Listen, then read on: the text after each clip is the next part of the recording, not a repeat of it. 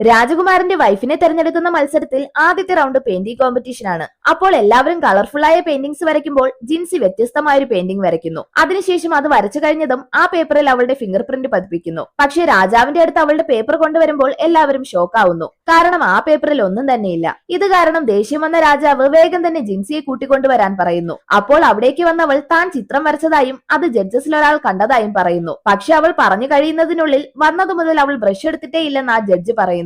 എന്തോ പ്രശ്നമുണ്ടെന്ന് മനസ്സിലാക്കിയ ജിൻസി പേപ്പർ വാങ്ങി ചെക്ക് ചെയ്യുമ്പോൾ അതിൽ അവളുടെ ഫിംഗർ പ്രിന്റ് അങ്ങനെ തന്നെയുണ്ട്. ഉടനെ അത് അവളുടേത് തന്നെയാണെന്ന് കൺഫേം ചെയ്തവൾ ആ പേപ്പർ എടുത്ത് സ്മെല് ചെയ്ത് നോക്കുമ്പോൾ അതിൽ യുണിക്കായ ഒരു ചെടിയുടെ സ്മെല്ല് വരുന്നു. ആക്ച്വലി ആ ചെടിയുടെ ചാറ് ഇങ്കിൽ കലർത്തിയാൽ കുറച്ചു സമയം കഴിയുമ്പോൾ ആ ഇങ്ക് മാഞ്ഞു പോകും. ആരോ മനഃപൂർവ്വം ചെയ്തതാണെന്ന് മനസ്സിലാക്കിയവൾ വേഗം തന്നെ ഒരു കപ്പ് വെള്ളം വാങ്ങി തന്റെ പെയിന്റിംഗിലേക്ക് ഒഴിക്കുന്നു. നോക്കുമ്പോൾ അടുത്ത നിമിഷം തന്നെ മാഞ്ഞുപോയ പെയിന്റിംഗ് തിരിച്ചു വരുന്നു. എന്നാലും അത് കണ്ട് ദേഷ്യം വന്ന രാജ്ഞി കറുപ്പ് ഫ്ലവർ മരണത്തെയാണ് കാണിക്കുന്നത്. അത് വരച്ച് രാജാവിനെ കളിയാക്കുകയാണോ എന്ന് ചോദിച്ച് അവളെ പിടിച്ചുകൊണ്ടുപോകാൻ പറയുന്നു. ക്ഷമ ചോദിച്ച ജിൻസി അത് രാജാവിന് വേണ്ടി വരച്ചതല്ല, റീസെന്റ് മരിച്ച അദ്ദേഹത്തിന്റെ അമ്മയ്ക്ക് വേണ്ടി വരച്ചതാണെന്ന് പറയുന്നു. ആക്ച്വലി ആ രാജ്ഞി ഭരിച്ചിരുന്ന സമയത്ത് രാജ്യം മുഴുവൻ വളരെ സന്തോഷത്തിലായിരുന്നു. സോ അവരെ ആദരിക്കാനാണ് വരച്ചതെന്ന് പറയുമ്പോൾ രാജാവ് ഇംപ്രസ് ആയി അവളെ അടുത്ത റൗണ്ടിലേക്ക് അയക്കുന്നു. അതിനുശേഷം അടുത്ത റൗണ്ടിൽ ഫ്ലവർ അറേഞ്ചിങ് കോമ്പറ്റീഷൻ നടത്തുന്നു. അപ്പോൾ എല്ലാവരും വെറൈറ്റി ഫ്ലവേഴ്സ് യൂസ് ചെയ്യുമ്പോൾ ജിൻസി മാത്രം ഉണങ്ങിയ ശിഖരങ്ങളും രണ്ട് മൊട്ടും കൊണ്ടുവന്നിരിക്കുന്നു. അപ്പോൾ എല്ലാവരും അവൾ തോൽക്കുമെന്ന് വിചാരിക്കുമ്പോൾ രാജാവ് അവളോട് എന്തിനാണ് മൊട്ടുകൾ കൊണ്ടുവന്നതെന്ന് ചോദിക്കുന്നു.